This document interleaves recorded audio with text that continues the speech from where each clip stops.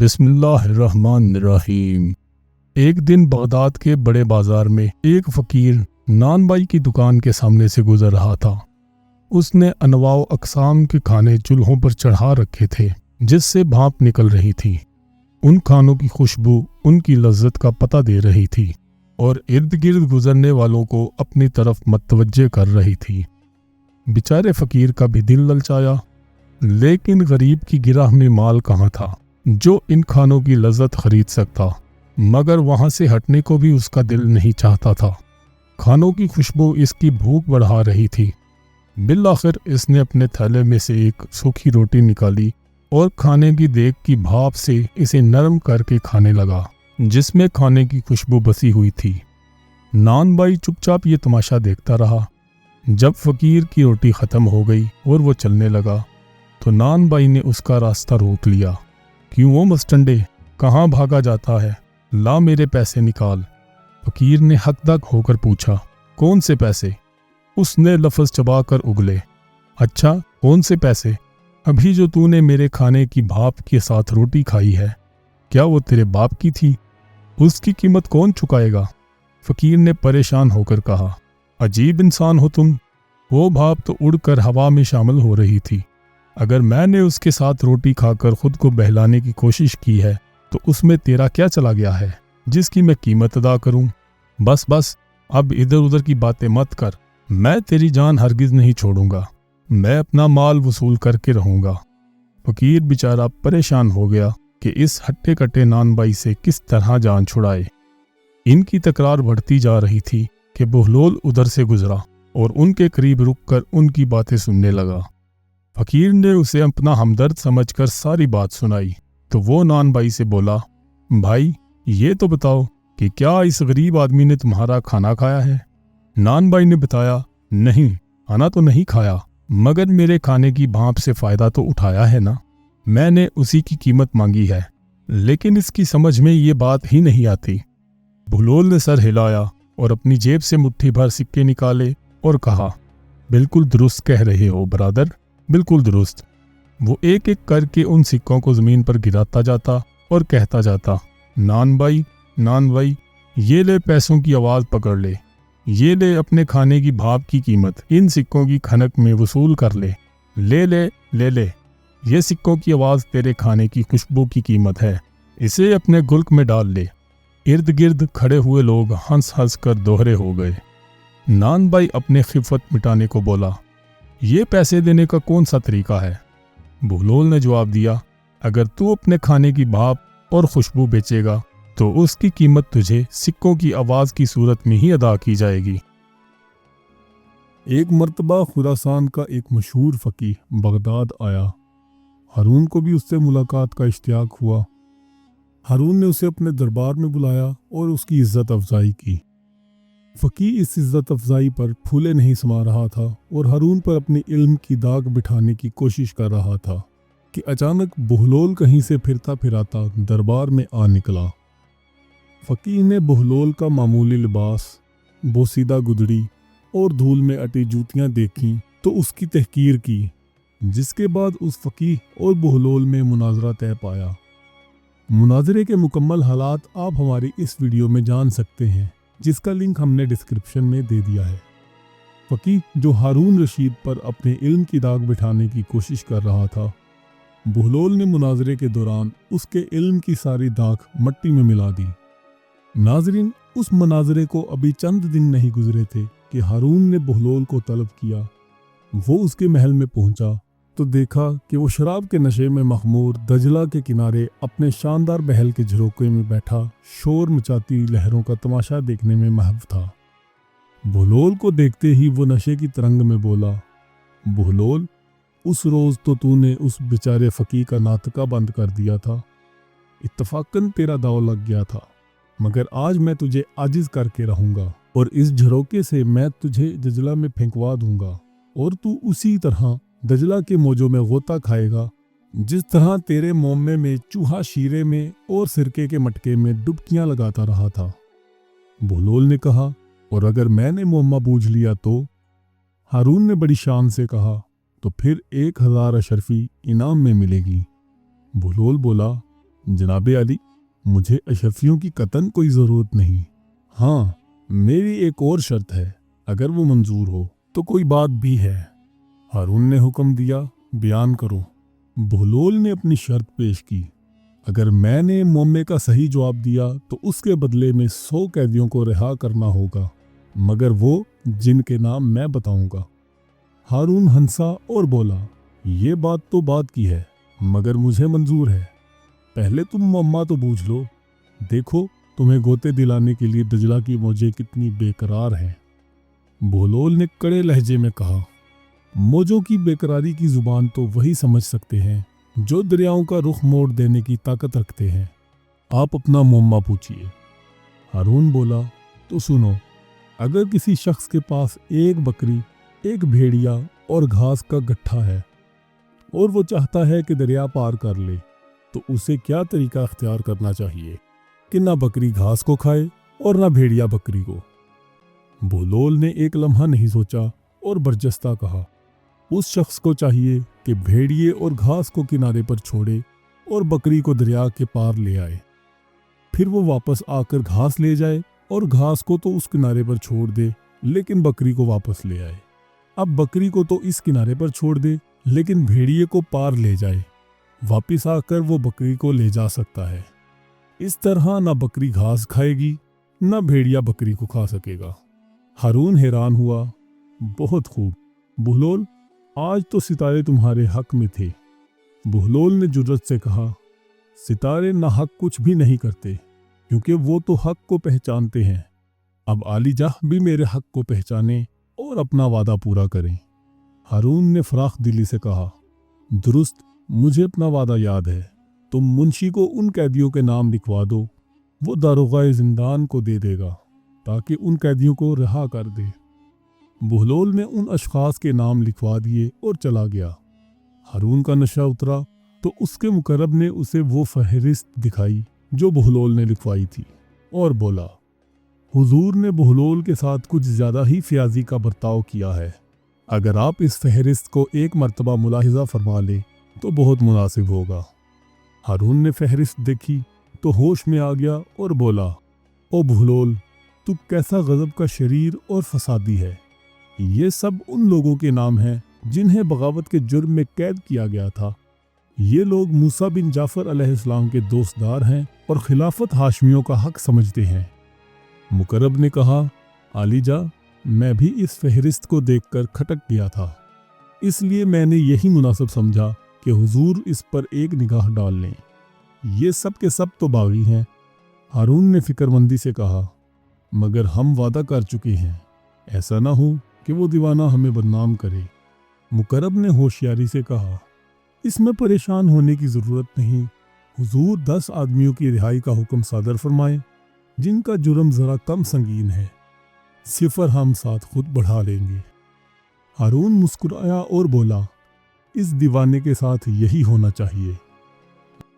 خلیفہ ہارون رشید کے درباری مسلسل بہلول کی خبریں ہارون تک پہنچا رہے تھے۔ ہارون، جو کہ بہلول کا رشتہ دار بھی تھا، بہلول کے واقعات پر مسکراتا اور لطف اندوز ہوتا۔ ایک دن ہارون رشید کے ایک درباری نے کہا، عالی جا، بہلول پاگلوں کی سی حرکتیں کرتا ہے، کبھی اپنے عصا کو گھوڑا بنا کر اس پر سواری کرتا ہے، کبھی بچوں کے ساتھ مل کر مٹی سے کھیلتا ہے، ریت کے گروندے بناتا ہے، ہاں نماز کے وقت مسجد میں پہنچ جاتا ہے۔ ابھی پچھلے ہی جمعے کو اس نے ایک ایسا شگوفہ چھوڑا کہ ہنس ہنس کر نمازیوں کے پیٹ میں بل پڑ گئے۔ ہارون نے کہا، بیان کرو وہ کیا بات ہے؟ وزیر نے کہا، گزشتہ جمعے کو وہ نماز پڑھنے مسجد میں آیا تو غالباً چوری کے ڈر سے اس نے اپنے جوتے ایک کپڑے میں باندھ کر اپنی عبا میں چھپا لیے۔ یہاں کے مقامی لوگ تو بہلول کو جانتے ہیں۔ ایک ایسا شخص جو اسے نہیں پہچانتا تھا، اس نے اسے بغل میں کوئی شے دبے ہوئے دیکھ کر کہا، معلوم ہوتا ہے آپ کے پاس کوئی قیمتی کتاب ہے جسے آپ نے اتنی حفاظت سے رکھا ہوا ہے۔ بہلول نے بڑی سنجیدگی سے جواب دیا، آپ نے درست اندازہ لگایا، بہت قیمتی کتاب ہے۔ اس شخص نے پوچھا، کیا آپ بتانا پسند فرمائیں گے کہ یہ کون سی کتاب ہے؟ بہلول نے بتایا، جی ہاں، کیوں نہیں، یہ فلسفے کی کتاب ہے۔ شخص نے تعجب سے کہا، فلسفے کی کتاب؟ سبحان اللہ، آپ نے یہ کتاب کس کتب فروش سے خریدی ہے؟ بہلول نے بڑے مزے سے جواب دیا، جناب یہ میں نے ایک موچی سے خریدی ہے۔ جو لوگ اس کی حرکتوں سے واقف تھے انہیں ہنسی ضبط کرنا محال ہو گئی۔ یہ واقعہ سن کر ہارون بھی مسکرایا اور کہنے لگا، تو موصوف کی دیوانگی فرزانوں کو شرماتی ہے، ہمیں اس کی اس روش پر شک ہے، کہیں یہ لوگوں کی آنکھوں میں دھول تو نہیں جھونک رہا۔ کسی خوشامدی نے فوراً ہاں میں ہاں ملائی اور کہا، آپ نے بجا فرمایا اعلیٰ حضرت، اللہ تعالیٰ نے آپ کو بہترین عقل و دانش سے نوازا ہے، یہ خیال آپ کے ہی ذہن رساں میں آ سکتا تھا۔ ہارون نے غصے سے کہا، تم سب نمک حرام ہو، لگتا ہے کہ وہ کوئی سازش کر رہا ہے اور تم لوگوں کو کچھ خبر ہی نہیں۔ اس کے بارے میں فوراً پتہ چلاؤ کہ اس کی دیوانگی کے پس پردہ کون سے مقاصد پوشیدہ ہیں اور اسے کل دربار میں طلب کرو، ورنہ تم سب کی گردن مار دی جائے گی۔ ناظرین، خلیفہ کا ایک کارندہ فوراً ہی بہلول کی تلاش میں روانہ کر دیا گیا۔ نہ وہ اس ویران کھنڈر میں تھا جو اس کا بسیرا تھا، نہ ہی قبرستان میں جہاں وہ اکثر و بیشتر کسی سوچ میں مستغرق بیٹھا رہتا تھا۔ کسی نے بتایا کہ اسے مسجد کی طرف جاتے ہوئے دیکھا گیا ہے۔ کارندہ بھی مسجد کی سمت چل پڑا۔ ابھی وہ راستے میں ہی تھا کہ اس نے دیکھا کہ بہلول اپنے جوتے ہاتھ میں پکڑے، چھڑی بغل میں دبائے مسجد سے نکلا اور جس طرف اس کا منہ اٹھا سرپٹ بھاگتا چلا گیا۔ ہارون کا کرندہ اس کے پیچھے پیچھے چلا۔ اس نے ایک دو بار اسے متوجہ کرنے کی کوشش کی، لیکن وہ اپنی دھن میں مست چلتا چلا گیا اور اس کی طرف دھیان نہیں دیا۔ ہارون کا کرندہ کچھ فاصلہ رکھ کر اس کا تعاقب کرتا رہا۔ بہلول کبھی اپنے آپ سے باتیں کرنے لگتا، کہیں کھڑا ہو کر اپنی چھڑی سے زمین کریدتا، کہیں راہ چلتے بچوں کے سر پر ہاتھ پھیر کر کوئی مزاحیہ فکرہ کس دیتا، کہیں دیوار سے ٹیک لگا کر اپنے خیالوں میں مستغرق ہو جاتا۔ اسی طرح چلتے چلاتے آدھا دن بیت گیا۔ سورج نصف النہار پر آ گیا۔ بہلول اپنے کھنڈر میں داخل ہوا اور ٹوٹی ہوئی دیوار کے ساتھ کمر لگا کر سستانے لگا۔ کرندہ جو بہت دیر سے اس کے تعاقب میں تھا، اس نے سوچا کہ دن بیت چلا ہے، کھانے کا وقت ہے، لیکن بہلول نے کھانا نہیں کھایا۔ یہی بہتر ہے کہ وہ اس کے لیے کھانا لے آئے تاکہ اس سے بات کرنے کا بہانہ ہو جائے۔ اسے خود بھی بھوک لگی تھی۔ وہ بازار گیا، ایک کھانے کی دکان میں بیٹھ کر خود کھانا کھایا اور کچھ عمدہ کھانا خرید کر ایک خوشنما خوان میں رکھا اور بہلول کے کھنڈر میں واپس آ گیا۔ بہلول اپنے آپ میں مگن، نہ جانے خیالات کی کون سی گتھیاں سلجھا رہا تھا۔ ہارون کا کرندہ آگے بڑھا اور بہلول کو متوجہ کرنے کے لیے اطلاعی انداز میں کھنکارا۔ بہلول نے آنکھیں کھول کر اس کی طرف دیکھا۔ اس نے سلام کیا۔ بہلول نے جواب دیا تو وہ بولا، جناب بہلول، خلیفہ ہارون الرشید نے آپ کے لیے یہ کھانا بھیجا ہے۔ بہلول کہنے لگا، واہ واہ، اسلامی مملکت کے بادشاہ مجھ جیسے کم حیثیت دیوانوں کا بھی خیال رکھنے لگے ہیں۔ کارندے نے فوراً کہا، خلیفہ ہارون الرشید کی رعایا پروری تو ضرب المثل ہے۔ بہلول نے کھانے کا خوشنما خوان اٹھایا اور کتے کے سامنے رکھ دیا۔ ہارون کے کرندے نے دہائی دی، خدا کی پناہ، بہلول یہ کیا کرتے ہو؟ خلیفہ کا کھانا تم نے کتے کے سامنے رکھ دیا ہے۔ بہلول نے کہا، چپ، خاموش رہو۔ اگر اس کتے نے سن لیا کہ یہ کھانا خلیفہ کا ہے تو یہ بھی نہیں کھائے گا۔ ملازم بولا، بہلول تم بھی عجیب مسخرے ہو، میں تمہارے لیے خلیفہ کا یہ پیغام بھی لایا ہوں کہ کل انہوں نے تمہیں دربار میں طلب کیا ہے، بہتر ہے کہ تم کل خود ہی دربار میں حاضر ہو جانا۔ بہلول نے کوئی جواب نہیں دیا اور وہ کارندہ واپس چلا گیا۔ اگلے روز بہلول کا رخ ہارون کے محل کی جانب تھا۔ اس نے پیوند لگے ہوئے کپڑے پہن رکھے تھے، دوش پر گڈری تھی اور ہاتھ میں عصا۔ دربان کو معلوم تھا کہ وہ ہارون کا رشتہ دار ہے اور اسے ہارون نے طلب کیا ہے، اسی لیے اس نے اسے اندر جانے کی اجازت دے دی۔ وہ اپنی پھٹی ہوئی جوتیاں چٹکاتا بڑی بے تکلفی سے اندر داخل ہو گیا۔ وہ خلیفہ کی مسند تک جا پہنچا اور مزے سے اس پر براجمان ہو گیا۔ ابھی اسے بیٹھے ہوئے چند لمحے بھی نہیں ہوئے تھے کہ دربار کے پہرے دار دوڑتے ہوئے آئے۔ یہ دیکھ کر وہ دنگ رہ گئے کہ بادشاہ کی زرعی مسند پر بہلول پھٹے حالوں بیٹھا ہے۔ انہیں اپنی آنکھوں پر یقین نہیں آیا۔ وہ بدحواسی میں آگے بڑھے۔ ایک نے بہلول کا بازو پکڑ کر کھینچا، دوسرے نے کوڑا بہلول کی پشت پر رسید کیا۔ او دیوانے، تیری یہ جرت کہ تو بادشاہ کی مسند پر بیٹھے، نیچے اتر۔ پہرے دار نے اس کی پشت پر مسلسل کوڑے برساتے ہوئے درستی سے کہا، اترو، بادشاہ کی مسند پر سے اترو۔ دوسرے نے زور لگایا اور بہلول کو مسند پر سے کھینچ کر فرش پر گرا دیا۔ بہلول سر پیٹنے لگا، ہائے افسوس، صد افسوس۔ وہ بلند آواز میں مسلسل روتا جا رہا تھا۔ پہرے داروں کی جان پر بنی تھی۔ اسی وقت ہارون کی آمد کی اطلاع نقیبوں نے دی اور چند لمحوں بعد وہ دیوان خاص میں داخل ہوا۔ اس نے بہلول کو اس طرح روتے چلاتے اور فریاد کرتے دیکھا تو حیران رہ گیا۔ اس نے آگے بڑھ کر بہلول کو فرش پر سے اٹھانا چاہا، لیکن وہ نہیں اٹھا اور اسی طرح روتے ہوئے افسوس افسوس اور ہائے ہائے پکارتا رہا۔ ہارون نے ڈانٹ کر پوچھا، یہ سب کیا ہو رہا ہے؟ پہرے دار نے ڈرتے ڈرتے بتایا، عالی جا، یہ دیوانہ حضور کی مسند پر جا بیٹھا تھا اور اترنے کا نام ہی نہیں لیتا تھا، اسی لیے ہمیں تھوڑی سی سختی کرنی پڑی۔ بہلول نے فریاد کرتے ہوئے انہیں ٹوکا، ہائے، یہ تھوڑی سی سختی تھی؟ ارے ظالمو، تم نے تو کوڑوں سے میری پشت ادھیڑ کر رکھ دی ہے۔ ہارون نے نگاہ عتاب ان پر ڈالی، تم لوگ دیکھتے نہیں کہ یہ دیوانہ ہے؟ پہرے دار آئیں بائیں شائیں کرنے لگے۔ ہارون نے بہلول کی دلجوئی کرتے ہوئے اسے فرش سے اٹھایا اور تسلی دی، لیکن وہ مسلسل روتا جا رہا تھا۔ ہارون نے بڑی تشویش سے پوچھا، بہلول، اس طرح کیوں رو رہے ہو؟ کیا تمہیں بہت تکلیف پہنچی ہے؟ بہلول نے تعصب سے کہا، ہاں، مجھے بہت تکلیف پہنچی ہے، لیکن میں اپنے حال پر نہیں، تمہارے حال پر رو رہا ہوں۔ ہارون کو تعجب ہوا، میرے حال پر؟ بہلول نے کہا، ہاں، تمہارے حال پر۔ افسوس ہارون، تجھ پر کیا گزرتی ہوگی؟ میں تو تیری مسند پر صرف چند لمحے ہی بیٹھا ہوں تو اتنی مار کھائی کہ ساری پشت چھلنی ہو گئی، اور تو نہ جانے کب سے اس مسند پر بیٹھا رہا ہے۔ تجھے اپنے انجام کی کوئی فکر نہیں؟ ہارون لمحے بھر کو کام گیا، لیکن اس نے یوں ہی ظاہر کیا جیسے اس کی بات نہیں سمجھا، اور بہلول سے پوچھا، تم میرے حال پر افسوس کرتے ہو اور میں تمہارے حال پر؟ تم اچھے بھلے تو تھے، پھر تمہیں نہ جانے کیا ہوا ہے جو یوں دیوانے بنے پھرتے ہو۔ بہلول مسکرایا، تم جانتے ہو کہ خدا کی سب سے بڑی نعمت عقل ہے۔ تم نے وہ حدیث تو سنی ہوگی کہ جب خدا ارادہ کرتا ہے کہ بندے سے اپنی نعمتیں واپس لے لے تو سب سے پہلے بندے سے جو چیز واپس لیتا ہے وہ عقل ہے۔ عقل رزق میں شمار ہوتی ہے۔ افسوس کہ خدا نے یہ نعمت مجھ سے واپس لے لی۔ ہارون نے سرزنش کے انداز میں کہا، لیکن اس سے شاہی خاندان کی کس قدر ذلت ہو رہی ہے، تمہیں اس کا بھی کچھ اندازہ ہے؟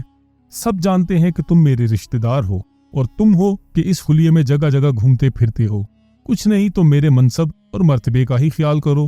بہلول نے سر اٹھایا اور بولا، ہارون، اگر تو کسی جنگل بیابان میں راستہ بھٹک جائے، تیرا پیاس سے دم نکل رہا ہو اور تجھے کہیں پانی نہ ملے تو ایک گھونٹ پانی کے عوض کیا کچھ دینے پر تیار ہو جائے گا؟ ہارون نے ناگواری سے کہا، عجیب دیوانے ہو تم، بھلا اس وقت اس کا کیا ذکر؟ بہلول ہنسا، میری بات کا جواب تو دو۔ ہارون نے بے پرواہی سے جواب دیا، ظاہر ہے اس وقت میرے پاس جو بھی مال و متاع ہوگا وہ سب دے دوں گا۔ بہلول نے پوچھا، اگر پانی کا مالک اس قیمت پر بھی راضی نہ ہو؟ ہارون نے فراخ دلی سے کہا، تو میں اسے اپنی آدھی سلطنت دے دوں گا۔ بہلول نے بڑے اطمینان سے کہا، اچھا، اگر یہ ایک گھونٹ پانی پی کر تیری جان تو بچ جائے، لیکن تجھے پیشاب رک جانے کی بیماری لاحق ہو جائے اور کسی طرح دور نہ ہو، تیری جان پر بن جائے اور تجھے پتہ چلے کہ کوئی شخص تیری اس بیماری کا علاج کر سکتا ہے، تو اسے کیا دے گا؟ ہارون بولا، میں اس شخص کو اپنی باقی آدھی سلطنت بھی دے دوں گا، جان ہے تو جہان ہے۔ بہلول نے برجستہ کہا، تو پھر اسی بادشاہی پر غرور کرتے ہو جس کی قیمت پانی کے 2 گھونٹ سے زیادہ نہیں؟ ہارون خفیف سا ہو گیا اور بولا، بہلول، تم دیوانے ہو گئے ہو مگر تمہاری عادتیں نہیں بدلی۔ دریائے دجلہ کے کنارے ایک دن ایک شخص بیٹھا تھا جس کو لوگ بہلول کے نام سے پکارتے تھے۔ دریا کی نرم آواز، درختوں کی سرسراہٹ اور ہوا کی لطیف لہر اس کے گرد ایک مقدس سکون پیدا کر رہی تھی۔ وہ وہاں بیٹھا تھا اور بچوں کی طرح ریت کے چھوٹے چھوٹے گھروں کو انتہائی احتیاط سے بنا رہا تھا۔ کبھی انہیں کیاریوں کی شکل دیتا تو کبھی ان گھروں میں کھڑکیاں اور دروازے بناتا۔ اسی دوران زبیدہ، جو ہارون رشید کی بیوی تھی، اس کا گزر وہاں سے ہوا۔ اس نے بہلول کے عجیب و غریب کاموں کے بارے میں سنا تھا اور وہ اکثر اسے کچھ نہ کچھ ایسا کرتا دیکھتی تھی جو دوسروں کو غیر معمولی لگتا۔ جب اس نے بہلول کو یہ سب کرتے ہوئے دیکھا تو وہ اس کے اس عمل میں تجسس سے رک گئی اور بہلول کے پاس آ کے پوچھا، بہلول، آپ یہ کیا کر رہے ہیں؟ بہلول نے سر اٹھا کر دیکھا اور ایک مسکراہٹ کے ساتھ جواب دیا، میں جنت کے محل بنا رہا ہوں۔ اتنا کہہ کر وہ پھر اسی کام میں مصروف ہو گیا۔ زبیدہ نے مصنوعی حیرت سے کہا، اچھا تم بہشت کے یہ محل بیچتے بھی ہو؟ بہلول نے جواب دیا، ہاں بیچتا ہوں۔ زبیدہ نے پوچھا، ان محلوں کی قیمت کیا ہے؟ بہلول نے ہنستے ہوئے جواب دیا، ان کی قیمت 1000 درہم ہے۔ زبیدہ نے سوچا کہ اس طرح مذاق ہی مذاق میں بہلول کی مدد بھی ہو جائے گی۔ اس نے کوئی دیر نہ کی اور 1000 درہم بہلول کو دے کر بولی، بہلول میں بھی جنت کا ایک محل خریدنا چاہتی ہوں۔ بہلول نے پوچھا، کون سی خریدنا پسند کریں گے؟ زبیدہ نے یوں ہی ایک ریت کی کیاری کی جانب اشارہ کر دیا، مجھے یہ والا محل چاہیے۔ بہلول نے رقم لی اور بولا، ٹھیک ہے یہ محل تمہارا ہو گیا۔ زبیدہ رقم بہلول کو دے کر آگے بڑھ گئی اور محل میں واپس آ گئی۔ بہلول بھی یہ رقم لے کر ضرورت مندوں اور ناداروں کی تلاش میں نکل گیا۔ اسی رات ہارون رشید نے ایک ایسا خواب دیکھا جو اس کی زندگی کا سب سے عجیب خواب تھا۔ خواب میں وہ جنت کے دروازے پر کھڑا تھا۔ اس کے سامنے ایک شاندار محل تھا جو اس کی زندگی کے کسی بھی محل سے زیادہ حسین تھا۔ وہ اس کی خوبصورتی پر حیران ہو کر دیکھ رہا تھا اور اچانک اس نے اس محل پر زبیدہ کا نام لکھا ہوا دیکھا۔ جب وہ محل میں داخل ہونے لگا تو محل کے دروازے پر کھڑے پہرے داروں نے اسے اندر جانے سے روک دیا۔ اس نے کہا، یہ میری بیوی زبیدہ کا محل ہے، لیکن پہرے داروں نے پھر بھی اسے اندر جانے نہ دیا۔ جب ہارون بیدار ہوا تو اس کا دل بے چین تھا اور وہ اسی پریشانی کے عالم میں بیٹھا تھا کہ اس وقت زبیدہ وہاں آئی۔ اس نے ہارون کو پریشان دیکھا تو پوچھا کہ آپ کیوں پریشان ہیں؟ ہارون نے اس سے خواب کی تمام کیفیت بیان کی۔ ہارون کی بات سن کر زبیدہ نے جوش اور خوشی کے ملتے جلتے احساس کے ساتھ ہارون کو بہلول اور اس کے درمیان ہونے والے سارا واقعہ سنا دیا۔ زبیدہ کی بات سن کر وہ جان گیا اور وہ فوراً اگلے دن بہلول کو ڈھونڈتا ہوا اسی جگہ پر پہنچا جہاں زبیدہ نے بہلول سے محل خریدا تھا۔ جب وہ وہاں پہنچا تو بہلول پہلے کی طرح وہاں ریت کے ساتھ کھیل رہا تھا۔ ہارون بہلول کے پاس گیا اور اس سے پوچھا کہ یہ کیا کر رہے ہو؟ بہلول نے بتایا کہ جنت کے محل بنا رہا ہوں۔ ہارون نے بہلول سے کہا، بہلول مجھے بھی جنت کا ایک گھر بیچ دو۔ بہلول نے کہا، آپ بھی خرید لیں۔ ہارون نے کہا، 1000 درہم کا مجھے یہ محل بیچ دو۔ بہلول نے کہا، اس کی قیمت زیادہ ہے۔ ہارون نے کہا، 2000 درہم لے لو۔ بہلول نے کہا، اس سے بھی زیادہ ہے۔ ہارون نے اسے 3000 درہم کہا۔ بہلول نے کہا، اس سے بھی زیادہ ہے۔ ہارون نے اسے 5000 اور پھر 10,000 درہم کی پیشکش کی۔ بہلول نے اسے بھی رد کر دیا۔ ہارون نے کہا، پھر اس محل کی کیا قیمت ہے؟ بہلول نے کہا، اس کی قیمت ہر وہ چیز جو تمہاری ملکیت ہے، تمہارا سارا پیسہ، جائیداد، دولت، کھیتی باڑی، زرع، بختر، چاہے وہ بغداد کے اندر ہے یا باہر، یہ سب ہے۔ ہارون حیرانی سے بولا، تم پر افسوس ہو اے ابا وہب، کل تو تم نے میری بیوی زبیدہ کو اس طرح کا محل صرف 1000 درہم میں فروخت کیا تھا۔ بہلول نے مسکراتے ہوئے جواب دیا، اے ہارون، تمہیں اپنے اور تمہاری بیوی کے سودے میں فرق پتہ ہونا چاہیے۔ میں نے زبیدہ کو اس طرح کا محل 1000 درہم میں اس لیے فروخت کیا کیونکہ اس نے بغیر دیکھے یہ سودا کیا تھا۔ چونکہ تم اب سب کچھ دیکھ کر یہ خریدنا چاہتے ہو، اس لیے تمہارے لیے اس کی قیمت وہ سب کچھ ہے جو میں نے تمہیں بتائی ہے۔ اب اس کی قیمت ادا کرنا تمہارے بس کی بات نہیں۔ دوستو، جب بہلول دانا نے ہارون رشید کو جنت بیچنے سے انکار کیا تو ہارون محل میں واپس آ گیا، لیکن اس کو بہلول کی جنت بیچنے کی کرامت نے فکر مند کر دیا تھا۔ وہ نہیں چاہتا تھا کہ بہلول کی کوئی ایسی بات لوگوں کو اپنی طرف متوجہ کرے اور وہ اس کے معتقد بن جائیں۔ اس نے ان جاسوسوں کو بلوایا جو بہلول کے بارے میں اسے تمام خبریں پہنچاتے تھے۔ جب وہ سارے جاسوس آ گئے تو ہارون ان سے بولا، تم لوگوں نے بہلول کے بارے میں کیا پتہ چلایا ہے؟ ایک شخص نے جرأت کی اور بولا، جان کی امان پاؤں تو کچھ عرض کروں؟ ہارون نے کہا، امان ہے۔ اس نے جواب دیا، میرے آقا، اسے دیوانہ نہیں دانا کہنا چاہیے۔ ایسا معلوم ہوتا ہے جیسے اس نے خود پر دیوانگی کا ایک خول چڑھا رکھا ہے۔ وہ دیوانگی میں اچھے بھلے ہوش مندوں کو مات دیتا ہے۔ ہم نے اس کی بہت نگرانی کی ہے مگر کوئی ایسی بات نہیں دیکھی جس پر اس کی گرفت کی جا سکے۔ ہارون نے ناگواری سے کہا، ہمیں خبر ملی ہے کہ اس نے عوام کو اپنا گرویدہ بنا رکھا ہے، لوگ اپنی مشکلیں لے کر اس کے پاس آتے ہیں۔ دوسرے مشیر نے گفتگو میں حصہ لیتے ہوئے کہا، آپ نے بجا فرمایا آقا، یہ حقیقت ہے کہ وہ لوگوں کے کام آتا ہے اور بڑے عجیب انداز میں ان کی مشکلیں حل کرتا ہے۔ اگر اجازت ہو تو میں بغداد کے ایک سوداگر کا قصہ بیان کروں جس کی مشکل بہلول نے آسان کی ہے۔ ہارون نے اس کو اجازت دی تو اس نے سوداگر والا سارا قصہ ہارون سے بیان کر دیا، جس کو ہم نے اپنی اس ویڈیو میں بیان کیا ہے، اور آپ اس لنک پر کلک کر کے وہ قصہ سن سکتے ہیں۔ جب اس مشیر نے وہ قصہ تمام کیا تو ہارون توصیفی انداز میں بولا، بہت خوب، بہت دور کی کوڑی لایا بہلول۔ اسی دوران ایک دوسرا مشیر بولا، عالی جا، اس کا دیوانہ دماغ اکثر دور کی کوڑی لاتا ہے۔ اگر مجھے اجازت ہو تو میں بتاؤں کہ اس نے ایک بیوقوف غلام کو کیا خوب سبق سکھایا۔ ہارون نے اجازت دی تو اس نے بھی اس غلام کا تمام قصہ ہارون سے کہہ ڈالا، جس کو ہم نے اپنی اس ویڈیو میں بیان کیا ہے، اور آپ اس لنک پر کلک کر کے وہ قصہ سن سکتے ہیں۔ جب ہارون نے غلام کا قصہ سنا تو مسکرایا اور بولا، اس مسخرے کا بھی کوئی ایسا ہی علاج کرنا پڑے گا جو دیوانہ بن کر دوسروں کو دیوانہ بناتا پھرتا ہے۔ ایک شخص نے کہا، آقا نے بجا فرمایا ہے، ہمارا اندازہ بھی یہی ہے کہ وہ دیوانہ نہیں ہے بلکہ دوسروں کو بیوقوف بنانے کے لیے ایسی حرکتیں کرتا ہے۔ کچھ روز پہلے تو ہمیں اس کا ثبوت بھی مل گیا کہ وہ دیوانہ، پاگل اور دانشمندوں میں تمیز کرنے کی صلاحیت رکھتا ہے۔ ہارون نے متجسس لہجے میں کہا، وہ کس طرح؟ بیان کرو۔ اجازت ملنے پر اس شخص نے ایک تاجر کا واقعہ ہارون سے بیان کیا جس کو بہلول نے ایسا سبق سکھایا کہ اس کی عقل ٹھکانے آ گئی۔ اس واقعے کو سننے کے لیے آپ ہماری اس ویڈیو کو دیکھ سکتے ہیں۔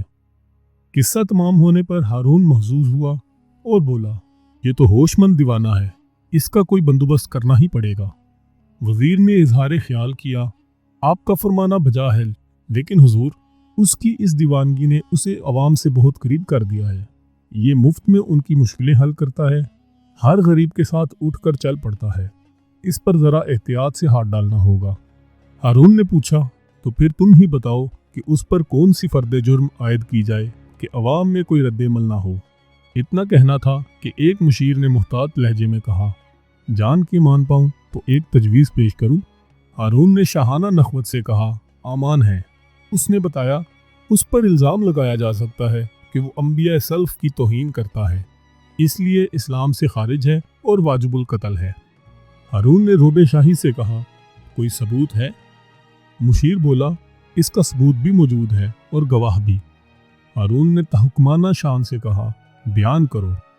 مشیر نے کہا، کچھ لوگوں نے بہلول سے حضرت لوط علیہ السلام کے بارے میں پوچھا کہ وہ کس قوم کے پیغمبر تھے، تو وہ کہنے لگا کہ ان کے نام سے ظاہر ہے کہ وہ اوباشوں اور عیاشوں کے پیغمبر تھے۔ لوگ اس کے پیچھے پڑ گئے، تو پیغمبر خدا کی شان میں گستاخی کرتا ہے، تو اس نے یہ کہہ کر اپنی جان بچائی کہ میں نے پیغمبر کی شان میں تو گستاخی نہیں کی، میں نے تو ان کی قوم کی بات کی ہے۔ اس کی تائید قرآن پاک میں موجود ہے۔ ہارون زیر لب مسکرایا اور بولا، نہیں، اس پر یہ الزام ثابت نہیں کیا جا سکتا۔ یہ دیوانہ بڑا حاضر جواب ہے اور دوسروں کو لاجواب کرنے کا ہنر خوب جانتا ہے۔ ایک مشیر نے وزیر مملکت کا تذکرہ کیا جو اس وقت محفل میں موجود نہیں تھا۔ عالی جا، ایسا ویسا حاضر جواب؟ اس نے تو آپ کے وزیر مملکت کا ایسا ناطقہ بند کیا تھا کہ موصوف بغلیں جھانکنے لگے تھے، حالانکہ وہ خود کو بہت حاضر دماغ سمجھتے ہیں۔ ہارون نے کہا، وہ قصہ کیا ہے؟ اس پر مشیر نے وہ قصہ بیان کرنا شروع کیا اور کہا، عالی جا، ہوا یوں کہ ایک روز بہلول یہاں آیا تو اتفاقاً وزیر مملکت سے ملاقات ہو گئی۔ انہوں نے مزاحن بہلول سے کہا، بہلول، مبارک ہو، ابھی حکم آیا ہے کہ خلیفہ نے تجھے کتوں، مرغوں اور سوروں کا امیر اور حاکم بنا دیا ہے۔ بہلول نے ایک لمحہ توقف نہ کیا اور بڑے روب سے بولا، خبردار، اب ہمارے حکم سے سرتابی کی جرت نہ کرنا، اس حکم سے تو بھی میری رعیت ہو گیا ہے۔ اس نے یہ بات اتنی بے ساختگی سے کہی کہ وہاں موجود کوئی بھی اپنی ہنسی پر قابو نہیں پا سکا اور وزیر مملکت وہاں سے منہ چھپاتے نکلا۔ ہارون ہنسنے لگا تو اس کے خوشگوار مزاج سے شے پا کر مشیر کے کسی حاسد نے موقع غنیمت جان کر کہا، عالی جا، مشیر صاحب نے وزیر مملکت کا واقعہ تو بیان کر دیا، لیکن ذرا ان سے بھی تو پوچھئے کہ پچھلے ہفتے حضرت بہلول نے ان کے ساتھ کیا کیا تھا۔ ہارون نے اس کی جانب دیکھا اور بولا، کیا ہوا تھا؟ وہ خفیف سا ہو گیا اور اس شخص پر قہر آلود نگاہ ڈال کر بولا، آقا، حاسدوں کا کام دوسروں کو نیچا دکھانا ہے۔ ہارون نے سرزنش کی، تم نے وزیر مملکت کے ساتھ جو کچھ کیا ہے اس کا نشانہ تمہاری اپنی ذات بھی بن گئی ہے، فوراً وہ قصہ بیان کرو۔ سرتابی کی مجال کس میں تھی، وہ خجل سا ہو کر اپنا قصہ آپ ہی کہنے لگا۔ آقا، اس روز میں نے کھانے کے ساتھ پنیر بھی کھایا تھا، شاید اس کا کوئی ریزہ میری داڑھی میں بھی اٹکا رہ گیا، لیکن مجھے اس کی خبر نہیں تھی۔ میری پھوٹی قسمت کہ بہلول اس طرف آ نکلا اور مجھ سے پوچھنے لگا، مشیر صاحب، آج آپ نے ناشتے میں کیا تناول فرمایا ہے؟ میں نے ہنسی ہنسی میں کہہ دیا، میں نے کبوتر کھایا ہے۔ تو وہ کہنے لگا، تب ہی اس کی بیٹ آپ کی ریش مبارک میں اٹکی ہوئی نظر آ رہی ہے۔ ہارون بے ساختہ ہنس پڑا، واللہ کیسا مسخرہ ہے یہ بہلول، کل اسے دربار میں طلب کرو، ہم خود اس سے بات کریں گے۔ اگلے روز بہلول دربار میں حاضر تھا۔ ہارون اپنے زر نگار تخت پر شاہی لباس پہنے بڑی تمکینت سے بیٹھا ہوا تھا۔ بہلول اپنی بوسیدہ پاپوش اور پیوند لگی گڈڑی کے ساتھ اس کے حضور پیش کیا گیا۔ ہارون نے ایک قہر آلود نگاہ اس پر ڈالی اور خشمگین لہجے میں بولا، بہلول، تو بہت ہوشیار بنتا ہے، لیکن ہمیں پتہ چلا ہے کہ تو حکومت کے باغی موسیٰ بن جعفر علیہ السلام کے دوست داروں میں سے ہے۔ انہی کے حکم پر تو دیوانہ بنا ہوا ہے تاکہ عوام کو ان کی طرف متوجہ کر کے ہماری حکومت کا تختہ الٹ دے۔ تو سمجھتا ہے کہ پاگل ہونے کی وجہ سے تیری کوئی پوچھ گچھ نہیں ہوگی، لیکن یاد رکھ کہ حکومت تیری طرف سے غافل نہیں ہے، تیری سب سرگرمیوں کی خبر ہمیں برابر ملتی ہے۔ بہلول نے مضحکہ خیز صورت بنائی، ظاہر ہے کہ تمہارے نمک حلال شکاری کتے صحیح اطلاع ہی لے کر آئے ہوں گے، تو اب خلیفہ مجھ سے کیسا سلوک کریں گے؟ بھرے دربار میں مذاق اڑانے پر ہارون کو اور طیش آیا۔ تمہیں ایسا سبق سکھایا جائے گا کہ تم دوسروں کے لیے نمونہ عبرت بن جاؤ گے۔ اس نے غصے سے کہا اور اپنے غلام کو پکارا، مسرور، لے جاؤ اس گستاخ کو، اس کے کپڑے اتار لو اور اس پر گدھے کا پالان ڈال دو اور اس کے منہ میں لگام دو، اسے محل اور حرم سرا میں پھراؤ اور اس کے بعد میرے سامنے اس کا سر پر غرور اڑا دینا۔ دربار میں سناٹا سا چھا گیا، درباری ہیبت شاہی سے کانپ گئے، لیکن بہلول شان بے نیازی سے کھڑا مسکراتا رہا۔ مسرور آگے بڑھا اور اس نے بہلول کی گدڑی گھسیٹ کر پرے اچھالی، اس کا بوسیدہ لباس نوچ کر اس پہ گدھے کا پالان کس دیا، اس کے منہ میں لگام دے دی اور اسے کھینچتا ہوا محل اور حرم سرا کی طرف لے گیا۔ شاہی درباروں اور محل سراؤں میں انسانیت کی تذلیل روز کا معمول تھا، اس لیے بہلول کی اس حیت قضائی پر کسی کو تعجب نہیں ہوا۔ محل اور حرم سرا کے مکین انسانیت کی اس توہین کو تماشے کی طرح دیکھتے رہے۔ کسی نے سوچا کہ بہلول تو دیوانہ ہے، اس لیے سزا کا مستوجب نہیں، لیکن جان کے خوف نے زبانوں کو بند کر رکھا تھا، کوئی کچھ نہ کہہ سکا۔ مسرور اس کی لگام کھینچتا اسے دربار میں واپس لے آیا اور ہارون کے سامنے ادب سے جھک کر بولا، عالیجا، آپ کے حکم کی تعمیل ہوئی، کیا اس کی گردن اڑا دی جائے؟ ہارون نے بھی جواب نہیں دیا تھا کہ ناگاہ اس کا وزیر جعفر برمکی دربار میں داخل ہوا۔ اس نے حیرت سے بہلول کی یہ حالت دیکھی اور بولا، بہلول، خیریت تو ہے؟ ایسا کیا قصور ہو گیا ہے تم سے جو یہ حالت بنی ہے؟ بہلول ہنسا، جناب علی، یہ تو کچھ بھی نہیں، ابھی تو میری گردن بھی ماری جائے گی۔ جعفر برمکی نے پوچھا، مگر کس جرم میں؟ بہلول نے کہا، میں نے ایک سچی بات کہہ دی تھی جس کے انعام میں خلیفہ نے مجھے یہ خلت فاخرہ عطا کی ہے اور جام مرگ میرا انتظار کر رہا ہے۔ ہارون کو بے ساختہ ہنسی آ گئی۔ خلیفہ کو ہنستے دیکھ کر درباری اور جعفر برمکی جو اپنی ہنسی ضبط کر رہے تھے وہ بھی ہنس پڑے۔ ہارون کا غصہ کافور ہو گیا اور اس نے شاہی حکم جاری کیا، جیسی بہلول نے کہی ہے اسے ویسی ہی خلت فاخرہ عطا کی جائے۔ بہلول نے اپنی گڈڑی شانے پہ ڈالی اور کہا، خلیفہ کے اس کرم کا شکریہ، مجھے اپنی پیوند لگی گڈڑی ہی غنیمت ہے۔ ہارون نے کہا، بہلول کو درہم و دینار عطا کیا جائیں۔ بہلول نے کہا، نہیں، مجھے اہل جہنم کی پیشانیوں اور پشتوں پر لگنے والی مہروں کی ضرورت نہیں۔ بہلول چلنے پر تیار ہو گیا۔ ہارون نے اسے روکا، بہلول، اگر تم اس انعام و اکرام کو اپنے استعمال میں نہیں لانا چاہتے तो गरीबों और मोहताजों में बांट देना, उनका भला हो जाएगा। बहलोल रुक गया और उसने रकम की थैलियां गुलाम से ले ली। चंद कदम चला और रुक गया, कुछ सोचने लगा, फिर आगे बढ़ा और रुक गया, फिर कुछ सोचा और वापस पलट आया।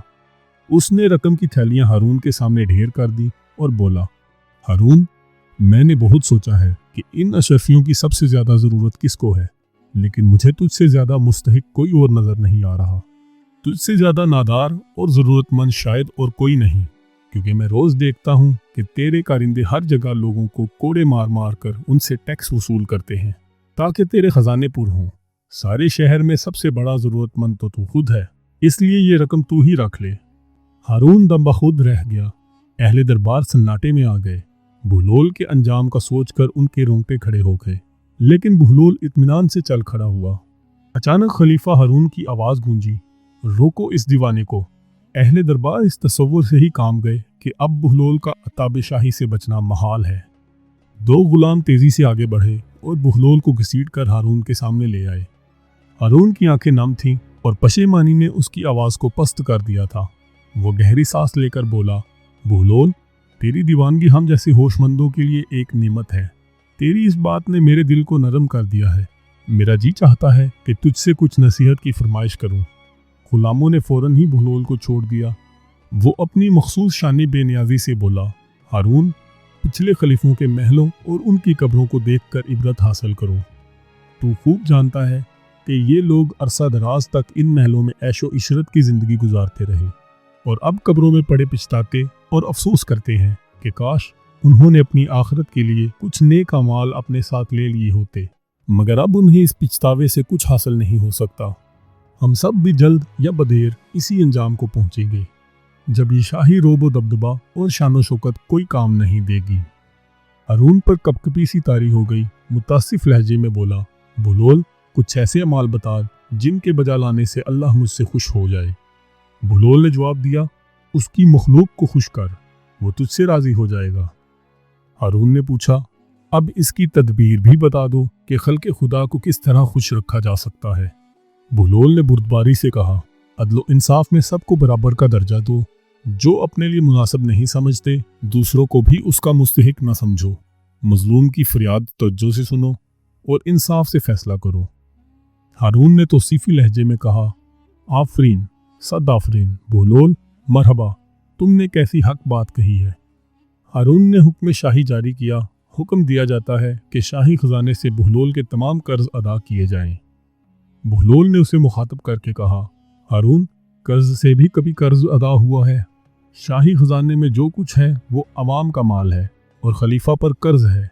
तुम्हारे लिए यही मुनासिब है कि अवाम का कर्ज उन्हें लौटा दो। मुझे तुम्हारा ये एहसान नहीं चाहिए। हारून ने जोर देकर कहा, तो फिर बहलोल, कोई तो ख्वाहिश करो। मैं दिल से चाहता हूँ कि तुम्हारी कोई आरजू पूरी करूँ। बहलोल ने कहा, तो फिर मेरी ख्वाहिश और आरजू यही है कि मेरी नसीहतों पर अमल करो। लेकिन अफसोस कि दुनिया की शानो शौकत और इक़्तिदार का नशा बहुत जल्द मेरी इन नसीहतों को फरामोश करा देगा। ये कहता हुआ बहलोल दरबार से बाहर निकल गया। हारून और अहले दरबार झुके हुए सरों के साथ खामोश बैठे रह गए। नाज़रीन, अगर आपको हमारी ये वीडियो पसंद आई है तो वीडियो को लाइक कर दें और हमारे चैनल को सब्सक्राइब करें और बेल नोटिफिकेशन आइकन को प्रेस करें, क्योंकि हम आपके लिए ऐसी ही दिलचस्प और मालूमाती वीडियोस लेकर आते रहेंगे। हम मिलेंगे आपसे किसी और वीडियो में। अपना बहुत ख्याल रखिएगा और हमें अपनी दुआओं में याद रखिएगा। अल्लाह हाफिज़।